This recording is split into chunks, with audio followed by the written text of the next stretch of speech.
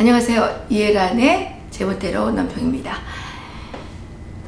북한에서 지금 숙청에 칼바람이 불고 있다는 소식입니다.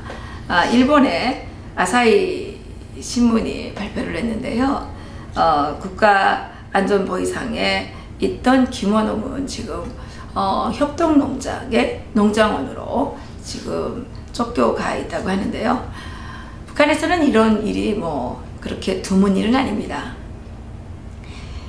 예전에 많은 국가안전보위상들이 숙청이 됐었죠. 이 김원홍으로 말하면 김정은의 고모부인 장성택을 숙청하는데 앞장섰던 인물로서 그동안 북한의 2인자로서 아주 악명을 떨치던 사람이죠. 김원홍이가 이제 그동안 많은 북한의 고위 간부들을 숙청하는데 앞장섬으로써 김정은의 신임을 단기간에 획득한 측면이 있지만 이것이 부메랑이 되어서 지금은 자신이 숙청이 되었다는 것입니다. 김원홍은 이제 2014년 4월에 국가안전보위상에 임명이 됐고요.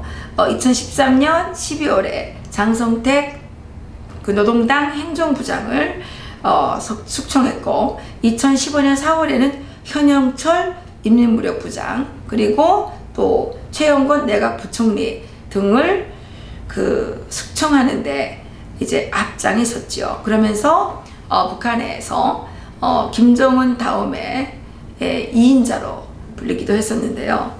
보위성 조직을 10만 명에서 15만 명으로 이렇게 과다하게 늘리면서 정치적인 확장세를 누리다가 이번에 숙청이 되게 된 것이죠. 북한에서는 이런 일이 비일비재하게 일어나고 있습니다. 북한은 유일적 지도체제가 존재하는 나라이고 김일성이나 김정일이나 김정은의 영향력을 능가하는 그런 사람이 나타나게 되면 가차없이 숙청되는 것이 원칙입니다.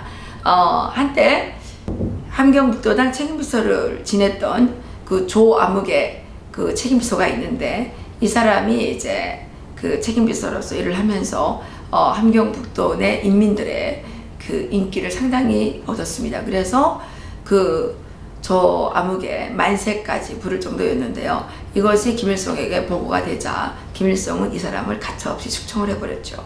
이 사람으로 말하면 김일성의 회고록에도 나오는 부디만년장수 하시라라는 제목에 나오는 사람입니다. 최이라 어머니라고 있는데 김일성이가 만주에서 활동을 할 때 촉한에 걸려서 거의 생사의 기로를 헤맬 때 숨겨줘서 또 몸을 추세울 수 있도록 도와줘서 생명의 은인으로 얘기하는 그런 분의 손자였습니다. 그런데 이 사람이 이제 일을 상당히 잘해서 만세까지 나올 정도였는데 이 사실이 알려지자 김일성은 조아묵의 책임비서의 영향력에 겁을 먹고 이 사람을 가차없이 숙청을 해버렸죠. 그리고 북한에서는 이제 2인자가 급속도로 부상하는 것을 절대로 허용하지 않습니다. 그래서 아마도 황병소와 김원홍이 숙청이 된 것으로 알려지고 있는데요. 이 김원홍은 또 많은 사람들을 숙청했던데 앞장선 사람으로서 어쩌면 자신이 숙청했던 숙청의 칼날에 자신이 맞은 것으로 이제 우리가 생각할 수도 있겠죠. 대한민국에서 요즘에 어떻습니까? 대한민국도 요즘에 적폐청산이라고 하는 무시무시한 숙청의 칼바람이 불고 있습니다. 많은 사람들이 어이없이 자기가 무슨 죄를 지은지도 모르게 지금 끌려가고 있고요. 제가 알고 있는 남재준 전 국정원장님, 그분은 상당히 대한민국에서 청렴의 청렴의 모델 같은 분으로 알려져 있는데, 이런 분들을 지금 뭐 뇌물죄니 뭐니 이런 것으로 이제 뒤집어 씌워서 적폐청산을 한다고 하면서 지금 구속하고 있죠. 북한의 이 사례를 살펴보면서 제가 느끼는 감정은 대한민국의 지금 숙청의 앞장선, 그러니까 적폐청산의 앞장선 이 사법부와 또 국정원의 개혁 특위인가요? 뭐 그런 사람들과 각 부서에 있는 이 숙청 적폐청산 내 앞장선 이 사람들이 어느 날인가 자신들이 휘둘렀던 그 적폐청산의 칼날에 자신들의 목이 날아날지도 모른다는 것을 좀 유념해 주셨으면 좋겠다는 생각입니다. 두 번째로는 또 그 북한군 병사가 기순에 온 것으로 인해서 민경부대가 숙청이 되고 있다고 하는 건데요. 35명 정도 되는 그 북한 민경부대 사람들이 숙청이 지금 되고 있다고 하죠. 72시간 달리는 폐쇄가 됐고, 그 민경부대 35명 그 분들은 또 다른 지역으로 좌천이 된다고 합니다. 북한에서는 이렇게 북한군 병사가 목숨을 걸고 자유를 찾아온 것 때문에 그 주변 동료들이 지금 숙청이 되고 있는데, 이 북한군 병사 때문에 또 대한민국은 상당히 심한 갈등을 겪고 있죠. 왜냐? 북한군 병사가 수술 도중에 기생충이 엄청 많이 나왔습니다. 기생충이 많이 나온 것은 그 병사의 잘못은 아닙니다. 그 체제가 만들어낸 비극이지요. 그런데 대한민국의 국회의원이라고 하는 김종대 정의당 의원이 이 문제를 비틀어서 뭐 북한 병사의 인격을 논하고 탈북자들의 인권을 논하면서 이것이 이제 갈등의 원인이 되었는데요. 정말 사투를 걸고 힘들게 일하고 계시는 이국종 그 선생님을, 교수님을 비하했죠.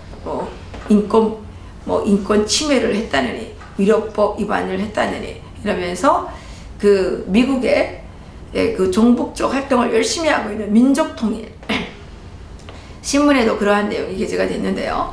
이국종 교수를 구속시키라는 제안이 있었죠. 이인숙이라고 하는 재미 간호사인데, 이분도 열심히 북한을 찬양하는 활동을 해오는 사람입니다. 노길남 실험을 하면 북한의 김일성 대학에서 박사학위를 받고 김일성상 김일성상을 수상한 북한 주민들과 받지 못하는 특별한 대우를 받고 있는 자로서 시시때때로 북한에 방북을 해서 북한을 찬양하는 일을 주로 해왔는데요. 그 민족통신이 지적하는 그 논리대로 또 미국의 정보기사로 널리 알려진 사람이죠. 신은미 씨 정부 콘서트로 논란을 빚었던 인물이죠. 이 신은미 씨는 세계적인 그 가수를 이렇게 언급하면서 뭐 일부 여성들이 살을 빼기 위해서 뭡니까 회충을 일부러 몸에 키운다고 이런 말도 안 되는 이런 걸 수작이라고 해야 되죠. 말도 안 되는 그 글을 페이스북에 올리기도 했는데요. 이런 사람들과 똑같이 이 김종대 의원은 이국종 교수를 비난하면서 탈북자의 인권과 그 북한 군인의 인격을 논했습니다. 그렇지만 이분은 지금까지 한 번도 북한 주민들의 인권을 입에 올려본 적이 없고요. 심지어는 북한의 인권을 위해서 활동하는 탈북자들에게 자존감이 없는 쓰레기 같은 인간들이라고 비하했던 그런 사람입니다. 그런 사람이 언제부터 그렇게 북한 인권에 관심이 있었다고, 또 언제부터 그렇게 북한 군인의 인격에 그렇게 그 애정을 가지고 있었다고 뭐 이런 어처구니 없는 발언을 쏟아냈는데요. 제가 보기에는 이 김종대 의원이 거들었던 북한의 그러니까 북한 군인의 인격과 탈북자들의 인권은 북한 최고존엄의 건의와 또 그분이 그 추앙하는 북한 체제에 대한 어떤 그런 뭐 창피라 그럴까요? 그런 부끄러움 때문에 이렇게 강경하게 나오지 않았는가, 이런 의심이 드는 것입니다. 그분이 생각하는 진정한 조국이 의심이 되는 것이죠. 그분은 대한민국의 국회의원입니다. 그분은 대한민국의 국민들이 내는 그 혈세에 의해서 먹고 사는, 또 세비를 쓰는 대한민국의 국회의원인데, 온 마음이 북한에만 가 있기 때문에 이런 말도 안 되는 논란을 일으켜서 국민들의 가슴에 상처를 내고 있는 것이죠. 저는 이런 분들이 국회에 있는 것 자체가 대한민국의 정말 불행이라고 생각을 합니다. 저는 김정대 국회의원께서 하루빨리 국회의원직에서 사퇴하시기를 바랍니다. 그리고 또 숙청과 관련해서 한 가지 드리고 싶은 말씀이 있는데요. 북한은 정기적으로 이런 정치적인 숙청들을 진행해온 숙청의 나라입니다. 제가 북한에 30년 살면서 저희들도 숙청이 됐지만 수많은 숙청들을 보아왔고요. 이번에 황병서 또 김원호 같은 사람들을 숙청을 한 것은 주변 사람들에게, 김정은의 주변 사람들에게 나는 이렇게 위대한 인물이라는 것을 보여줌으로써 스스로 알아서 기계하는 그런 효과가 있기 때문입니다. 그래서 제가 살았던 양강도에서 양강도당 책임비서가 숙청이 됐었죠. 연합림산 그 노동자로 이제 숙청이 돼서 있다가 김일성이가 부른다 그러니까 너무 감지덕지해서 거기에 가려고 하다가 심장마비로 죽은 적도 있습니다. 북한은 이렇게 숙청과 또 숙청을 변제해주는 그런 뭐라 그럽니까, 그런 것들을, 그런 일들을 통해서 북한 주민들을 철저하게 굴종하게 하는 그런 노예적인 정책을 써왔는데요.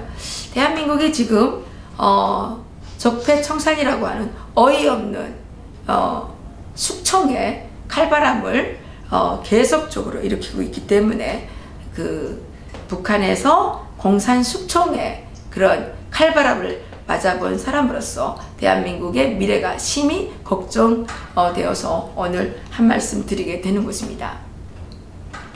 제가 그동안 쭉 보니까 세계적으로 이렇게 무슨 숙청을 했던 자들을 보게 되면 다 적폐청산, 반동, 분자 이런 것들로 다 숙청을 해줬습니다. 그런데 그런 적폐청산, 또 반동, 분자, 숙청, 이런 정의의 그들 말대로 소위 정의의 칼날을 휘둘렀던 자들의 운명이 과연 편안했느냐? 그렇지 않습니다.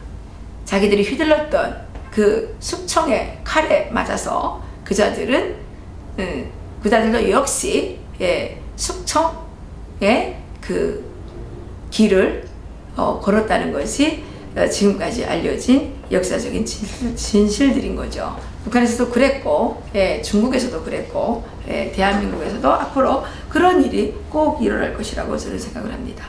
국민 여러분들께서 이 적폐청산이라고 휘둘러대는 이 신정부의 이 정치적인 살인국을 주시하셔야 되는 것입니다. 대한민국은 지금 정치적인 복수국을 겪고 있고, 이 정치적인 복수국의 그 칼날이 결국은 이해란 TV를 시청하고 계시는 분들 중에도 칼날이 떨어지게 될지도 모른다는 거죠. 저 역시 저에게도 그런 칼날이 올까봐 걱정스러워서 이런 말씀을 드리는 바입니다. 왜냐하면 저는 신정부가 들어서는 거에 대해서 상당히 많은 반대를 했거든요. 왜냐? 신정부의 그 주자로 나선 그 대표적인 분이 연방제 통일을 주장을 했고요. 그분은 지금도 역시 사회주의적인 정책들을 많이 실시하고 있습니다. 이건 저의 견해가 아니라 아시아의 주식시장을 쭉 관찰해온 15년 이상 관찰해온 애널리스트도 구닥다리 사회주의자라고 이렇게 얘기를 했고요. 이분은 주식시장을 파탄시키는 그런 역할을 하고 있다라고 그분이 얘기를 했고요. 제가 보기에도 대한민국에서 지금 일어나고 있는 상당히 많은 정책들이 사회주의적인 정책들이 실시가 되고 있고요. 제가 겪었던 북한의 사회주의는 300만 명이나 굶겨 죽였던 정말 세상 최악의 그런 최악의 악마의 정책들이었고요. 300만 명만 굶겨 죽인 게 아니라 북한 주민들의 신장이 20cm나 작아지게 했던 그런 악마의 정책들이었기 때문에 저는 이 신정부를 비판할 수밖에 없고, 이런 정부를 비판하게 되면 저도 이제 적폐청산으로 몰아서 어느 날 무엇을 뒤집어 씌워서 잡아갈지 모르기 때문에 저는 열심히 얘기하는 것입니다. 우리 국민 여러분들께서 정신을 차리지 않는다면 대한민국이 김정대 위원이 이야기한 것처럼 북한과 별다른 것이 없는 지옥으로 떨어지게 될 것이라고 저는 감히 예언합니다. 제가 몇 년 전부터 그 페이스북에 또는 조선닷컴에 썼던 그 칼럼의 내용들을 요즘 이렇게 돌아보게 되면요, 그때 걱정했던 것들이 지금 다 현실로 나타나고 있다는 거죠. 그래서 저는 걱정하는 것입니다.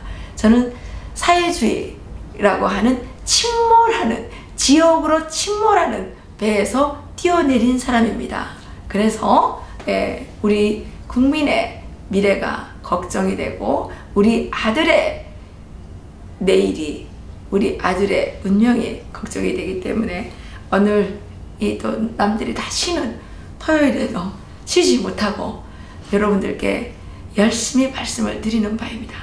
애청자 여러분, 또 이 시간 열심히 구독해 주셔서 감사드리고요. 늘 말씀드리는 것처럼 구독도 눌러주시고 좋아요도 눌러주시고 광고도 보아주시고, 또 여러분들 중에 나도 좀 말하고 싶다 이런 분들이 계시면 저에게 댓글로써 의사 표시를 해주시기 바라겠습니다. 그러면 저희들이 여러분의 유튜브를 만드는데 도움을 드리도록 하겠습니다. 오늘 여기서 마치겠습니다. 감사합니다.